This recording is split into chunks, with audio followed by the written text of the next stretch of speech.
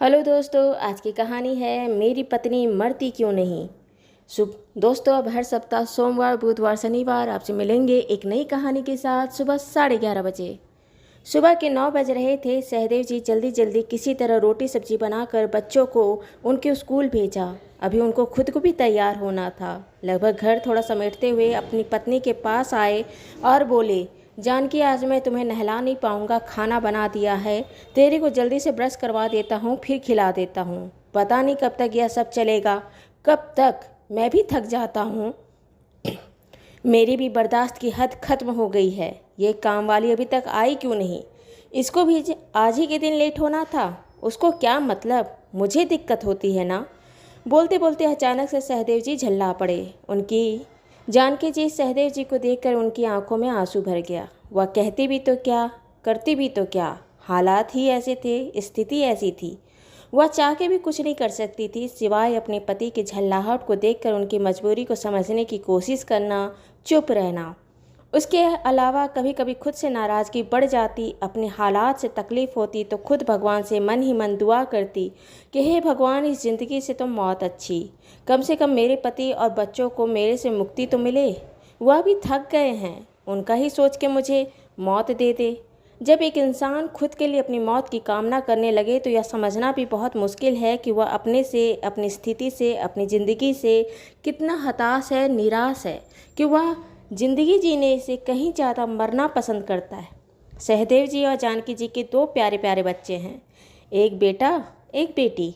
बेटा 8वीं क्लास में था और बेटी 7वीं क्लास में। दोनों बच्चे बड़े थे पर इतने भी बड़े नहीं थे कि अपना सारा काम कर ले या सब कुछ कर ले। जानकी को 2 साल पहले ब्रेन हैमरेज हुआ। उनको अस्पताल ले जाया गया। कुछ दिन हॉस्पिटल में आईसीयू में एडमिट रहने के बाद उनका शरीर का आधा भाग पैरालाइज्ड हो गया। तब से यह घर जो खुशियों से चहकता था, वहाँ पर दुख, गुस्सा, डिप्रेशन, फ्रस्ट्रेशन, जल्लाहट आ गई थी। बच्चे भी समझते थे, बहुत हद तक अपना काम धीरे धीरे निपटाने भी लगे थे। अपने आप को संभालना, अपने आप से तैयार होना, अपना कपड़ा धोना, नहाना धोना सब सीख गए थे। लेकिन अचानक से सब कुछ नहीं बदल जाता। सहदेव जी एक सरकारी स्कूल में सरकारी शिक्षक थे। उन्हें सुबह 10 बजे अपने स्कूल पहुंचना होता था। सुबह के 10 बजे से शाम के 4 बजे तक उनका स्कूल का टाइम रहता था। सुबह वह 6:30 बजे तक उठ जाते। उसके बाद घर में झाड़ू, थोड़ी साफ़ सफाई, खाना बनाना, नाश्ता बनाकर बच्चों को टिफ़िन देकर उन्हें स्कूल भेजना। उसके बाद अपनी पत्नी जानकी जी को नहलाना, उनको कपड़े पहनाना, ब्रश करवाना, खाना खिलाना। उसके बाद खुद भी तैयार होकर समय से स्कूल पहुंचना। जो मर्द अपने हाथ से एक गिलास पानी लेकर ना पीता हो, उसके लिए यह सब काम अकेले संभालना बहुत मुश्किल होता है।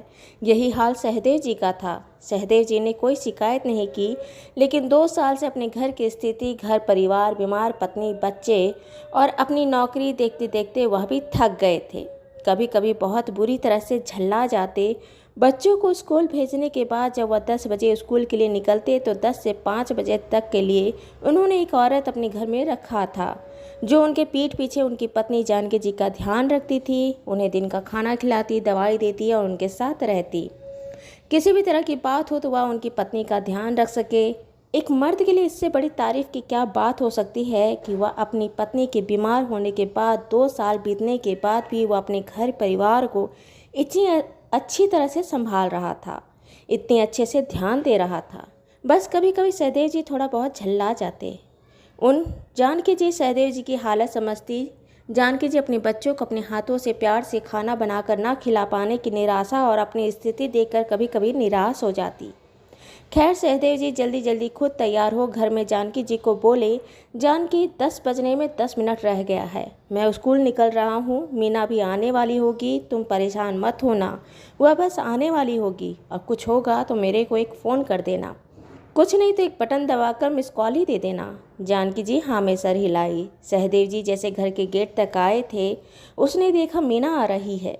सहदेव जी हड़बड़ी में ही जल्दी जल्दी बोले, मीना कहाँ रुक गई थी? तुम जानती हो ना मुझे स्कूल के लिए निकलना होता है, फिर भी लेट हो गई।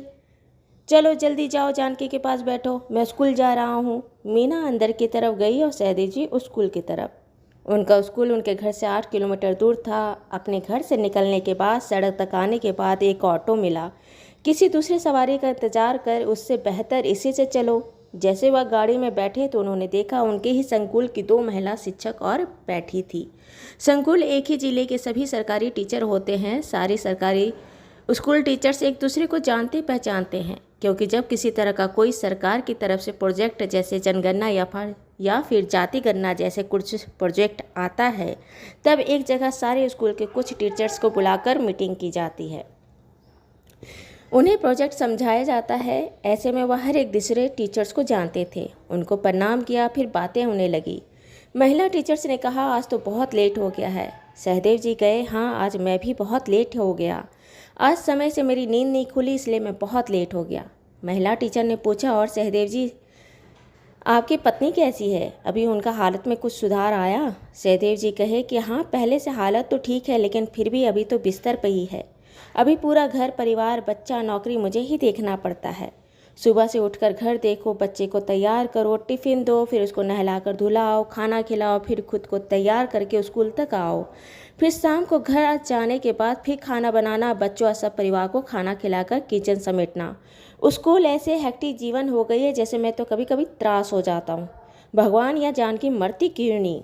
बोलते बोलते सहदेव जी अचानक से आवेश में आकर ऐसा शब्द कह गए थे कि बोलने के बाद खुद उनको भी शर्मिंदगी से सर झुक गया।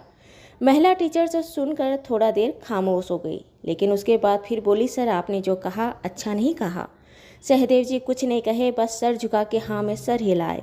महिला शिक्षक ने कहा, सर जब एक औरत का पति का तबीयत खराब होता है ना, तो वह कितना भी बुरी हालत में हो, बिस्तर में क्यों ना हो, व्हीलचेयर के ऊपर क्यों ना हो, लेकिन एक पत्नी चाहती है कि उसका पति हमेशा जीवित रहे। जैसे भी हो वह उसका सुहाग होता है, घर का मुखिया होता है, समाज में उसकी इज्जत होता है, उसका स्थान उसके पति से होता है, और उससे भी कहीं ज़्यादा उसका प्यार है, उसकी मान, उसकी इज्जत उसके पति से होता है। वह हर हाल में चाहती है कि वह कैसा भी हाल में हो, लेकिन उसका पति उसके साथ उसके घर में जीवित रहे। उसे जिंदा रखने के लिए उसकी पत्नी क्या नहीं करती। लेकिन सर पत्नी बीमार पड़ गई और 2 साल में आपने इतना कुछ किया, लेकिन आज एक गलत शब्द बोल दिया। यह अच्छी बात नहीं।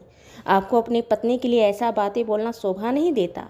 सहदेव सर ने अपने मुंह पर हाथ रखते हुए कहे कि मैं माफ़ी चाहता हूँ। मेरे मन में भी ऐसा कुछ नहीं है, पर मैं इतनी झुंझलाहट, इतनी हताश हो गया कि पता नहीं यह शब्द मेरे मुंह से कैसे निकल गया। मैं माफ़ी चाहता हूँ, मेरा यह शब्द गलत है, और या मैं इसको स्वीकार करता हूँ कि मैं गलत बोला। महिला शिक्षिका ने कहा, आप अपनी गलती मान रहे हो, यह बहुत अच्छी बात है, और शायद आगे भी ना बोले, लेकिन एक बात कहती हूँ सर, कहीं न कहीं यह सब आपके दिमाग में था, इसलिए आज आपकी ज़बान में आया। सहदेव जी जानते थे कि उनका शब्द वापस नहीं हो सकता, लेकिन इस बात से उन्होंने एक सबक जरूर सीखा। कितनी भी अच्छी नीयत, अच्छे कर्म किए हों, लेकिन आपकी ज़बान संतुलित नहीं है और आपने गलत शब्द, गलत वाक्य कहा, तो वह आपको दूसरों की नज़र में हमेशा गलत ही साबित करता है। उसके बाद आप कितनी भी अपनी बातें रखो, उसे उस बात का कोई मतलब नहीं। दोस्तों, ये कहानी आपको अच्छी लगी हो तो इसे लाइक करें, शेयर करें, सब्सक्राइब करें, और मिलते हैं एक नई कहानी के साथ एक छोटे से ब्रेक के बाद। धन्यवाद।